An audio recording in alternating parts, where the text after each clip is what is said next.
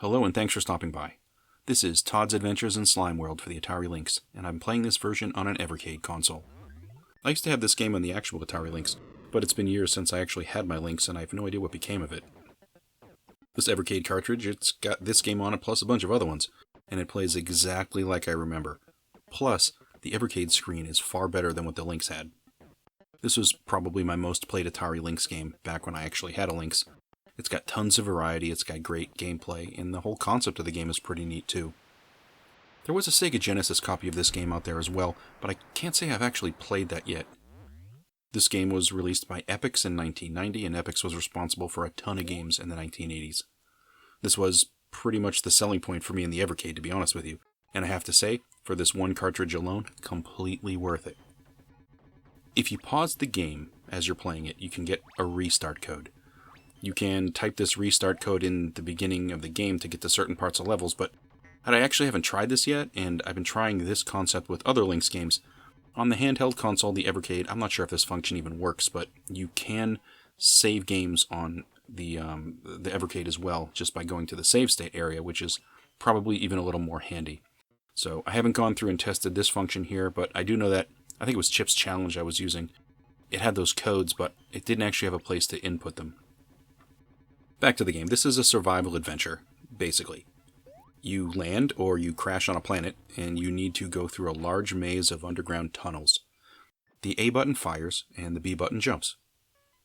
The overall theme of the game is slime.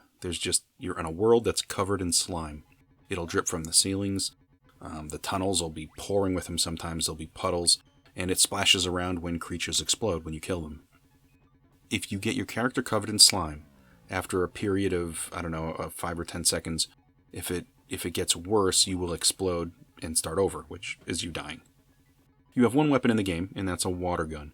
Water will do damage to all creatures in this game, for the most part. Most creatures, when you kill them, will explode into green slime, which will stick to you. Some creatures, when they explode, they'll explode into red slime. If the red slime touches you, you will die immediately, so run away from the red explosions as soon as they happen. The select button will scroll you through your available options. Start will access the option once it's selected. You can look at a computer map, you can look at your score, you can look at all the items you might have picked up along the way. You can store one jetpack, which when you activate it will let you fly around for a period of time, and you can also carry one slime shield, and when you use that it will clear you of all existing slime, and it'll give you protection for a period of time. I think it's maybe 10 seconds. Basically, if you have a slime shield, and you see a new one on the path in front of you because they're everywhere, it's probably worth you using your existing slime shield right away because you'll get some benefit from it, right? And then you can pick up the second one to store it because you can't store more than one. Now, I guess this probably depends on the type of game you're playing, but it's also, in this type of a maze, for most of these games, there's a likelihood that you're not going to need to backtrack on a level. Mostly it's you continue going, so if you're walking past one, you're probably never going to come back to get it, so why pass it up? You can also select the pop option, which is basically you just sacrificing yourself. It sounds kind of strange, I guess, but you might get into some situations that you can't get out of, so to get out of it, you select pop and you basically kill yourself. You can pick up weapon upgrades along the way. These are little icons that you pick up and they just instantly make your water gun shoot a little more. You'll shoot more than one stream at a time, maybe 2 or 3. You can also get gems for points as you go along, and if there's a pool of water, step into the pool of water, and if you have any slime stuck on you, it'll wash off your slime. There's also a mega bomb. If you find a mega bomb, you can use this to clear out an entire area, but you need to know if you toss a mega bomb, you have to leave the zone. Don't just run out of sight of the bomb either. You have to go through a doorway and get out of the zone so you don't get blitzed when everything else gets wiped out in that zone. So, these are all the basic functions of the game. Now it's pretty much you just running through all the different tunnels and mazes to try to figure out how to survive and get as far as possible. And honestly, the maze elements of this game, they're just stellar. They're fantastic. As you walk around, you're going to find yourself naturally jumping over pools of slime and water. However, it's possible there might be exits underneath the water and the slime that you can't see. You would need to walk into the puddle to possibly locate it. When you find one, you'll understand. It's kind of fun to open up these brand new areas to explore that you just assumed weren't there. You'll need to also get familiar with using the map that you have when you select it. It's useful, definitely, to know where you need to go. There are a bunch of different game modes available here, and although fundamentally they're all sort of the same, there are some variable differences here. Adventure mode is going to be your main mode, and I'd probably suggest starting there. It's a great introduction to gameplay, and the difficulty will slowly ramp up as you make your way through it. It's not easy here, but it's also not too overwhelming. The second adventure, your ship is apparently destroyed, and you need to make your way through the maze to get to the rescue ship. So just get through the maze, survive, and shoot things along the way. Game 3 is another escape. It's sort of a maze game, you just got to escape it, but it's supposed to be over a harder area of Slime World, so it's much more treacherous.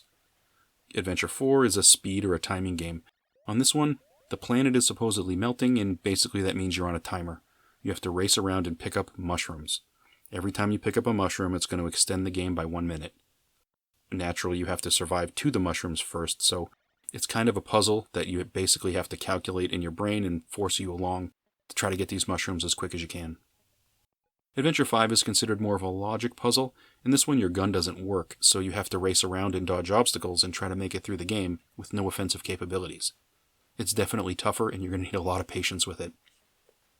Adventure 6, you only have one life, and the goal is to make it as far as you can in the game. This is pretty much the arcade-style game, and you need to be really patient and do your best to sort of calculate what you can see in front of you and balance that with what you can't see. You need to be really careful. I have to say all of these game styles are really great, and I don't have any complaints from any of them. I think overall the game is just fun. I mean, on some levels you have to memorize where creatures are located just so you can get through a zone.